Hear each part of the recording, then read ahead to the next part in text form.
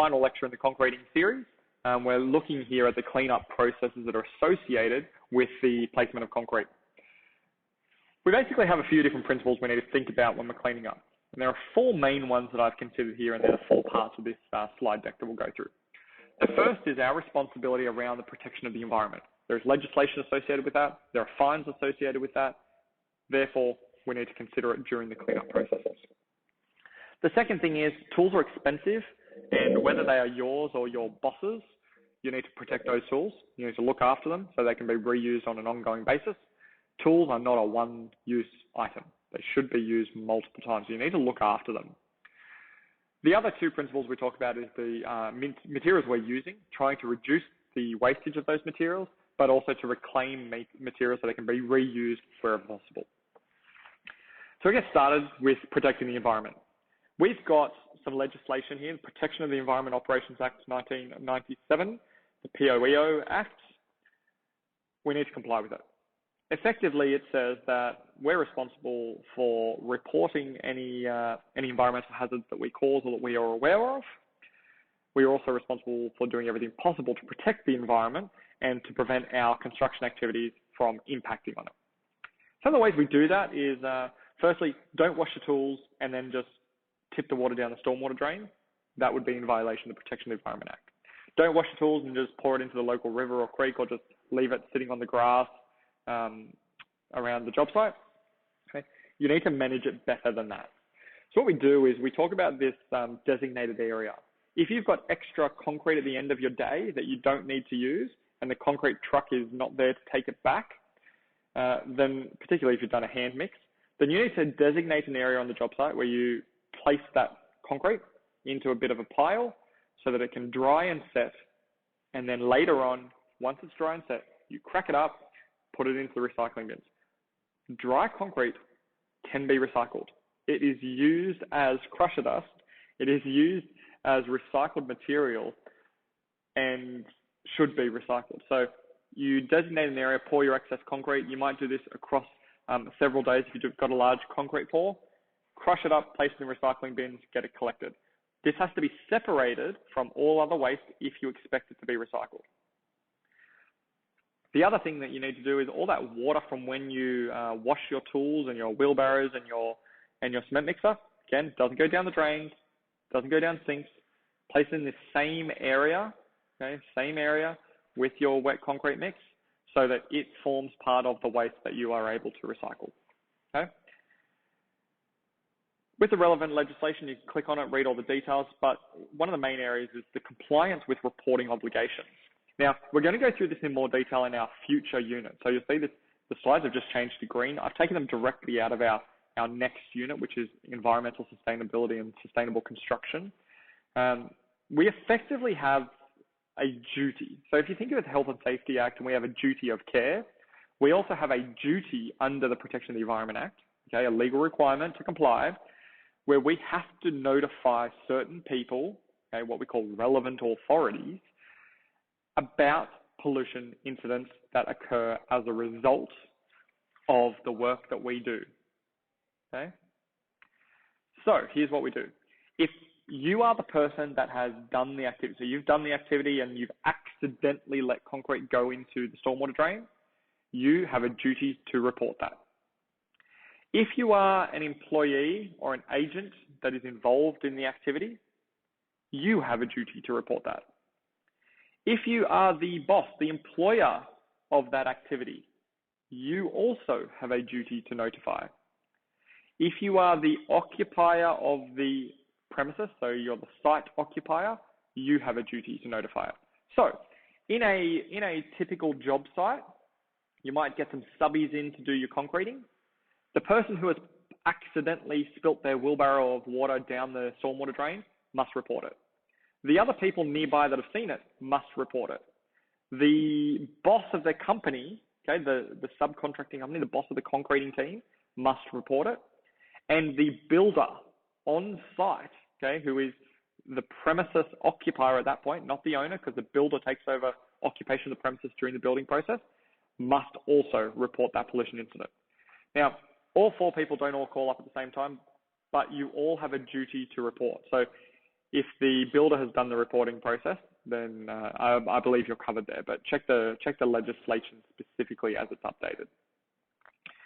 The notification must be given immediately. That is, without delay, as soon as you are aware of the incident.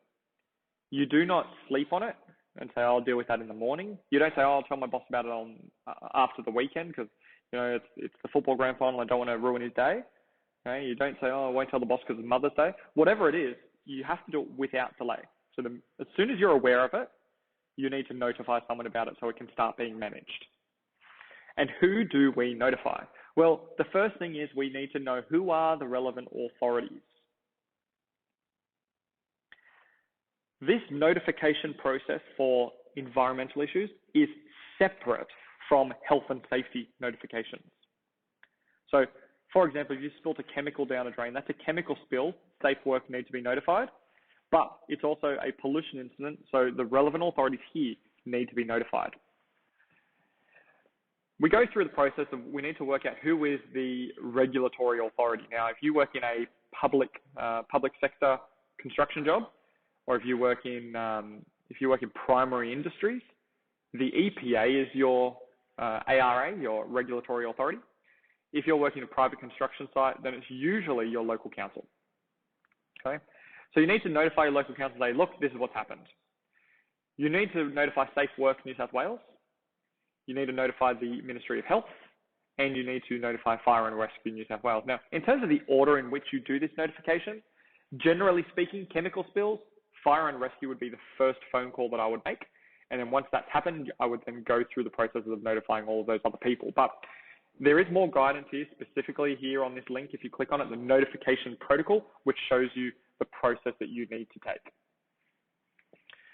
Now, for times where there's been a breach of these environmental requirements, there are significant penalties that can be associated, and we call these PINs, penalty infringement notices, where basically you're given a piece of paper that says, we're notifying you that you have breached the Protection of the Environment Act, okay, and what we're going to do is we're going to fine you and put you on notice, okay.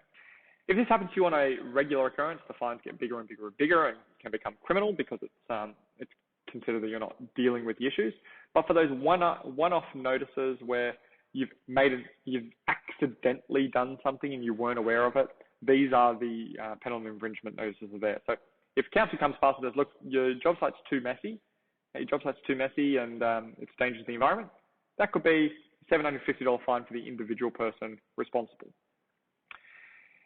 If there is a notice that's given to you and says, look, you need to work better to prevent things from happening, $750 fine. A notice fee is, we've just noticed that this could be done a little bit better, we're putting you on warning, $500 fine. So it's probably a bit different things there, but you basically need to control your job site and make sure you're not in breach of the Environment Act. So that's the end of the environmental requirements. We're now looking at tool protection. Really simple. Concrete dries quite quick in small quantities. So if you have a small couple splatters of concrete on your shovel, it will dry and stick to it. So you want to clean your tools within minutes of stopping the concreting process. So while the concrete is wet and you're constantly mixing it into the slab, it's not really a problem for the integrity of the tools. But as soon as you're no longer doing the process, that concrete starts to dry because it's taken away from the moisture source. Once it sets on your tools, prevents your tools from working the way that they should. So you need to clean them off fairly quickly. How we do this, normally on a job site, might have a bucket with a scrubbing brush, go through and rinse that off all into the same bucket. This concrete, as you wash it off, sits to the bottom of the bucket, okay, sediments to the bottom. So you have nice water on the top to continue cleaning. Okay, so if you're cleaning as you go, that's the way that you do it. At the end of a job, cleaning wheelbarrows and concrete mixers, buckets of water into the concrete mixer, clean the concrete mixer out. That gets mixed into the wheelbarrow. You then scrub the wheelbarrow down. Then you bring your tools into the wheelbarrow and scrub them into the wheelbarrow. And you only have one bucket of dirty water to manage. Okay. The other thing to keep in mind is you don't want your tools to rust either, so let them dry before you store them away.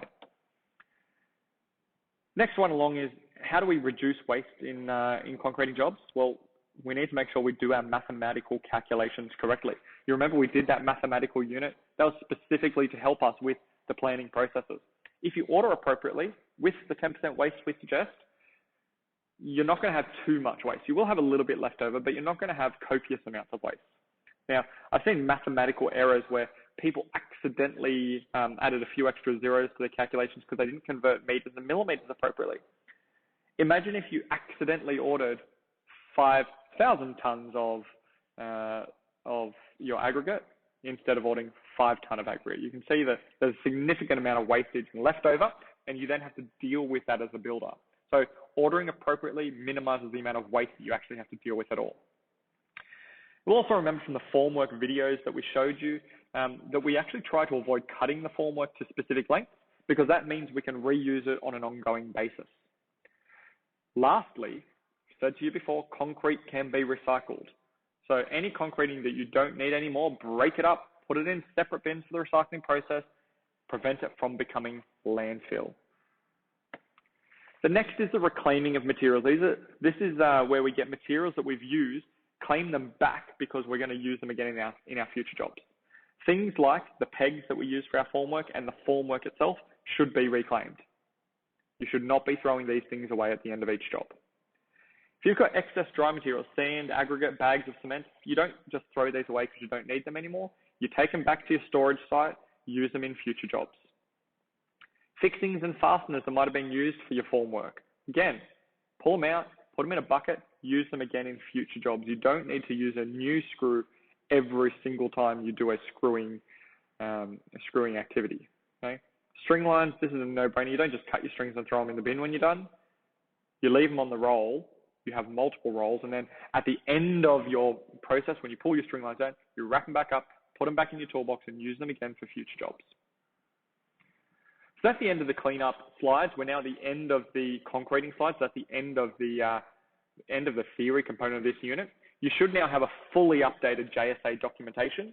You should have enough information that you've learned to complete the part C of the task, the research component, and you should now be ready to go out onto the job site and do some concreting activities with the teacher. Remember, when you get to those points, you need to make sure you comply with the Sydney Catholic Schools and your school-specific PPE requirements.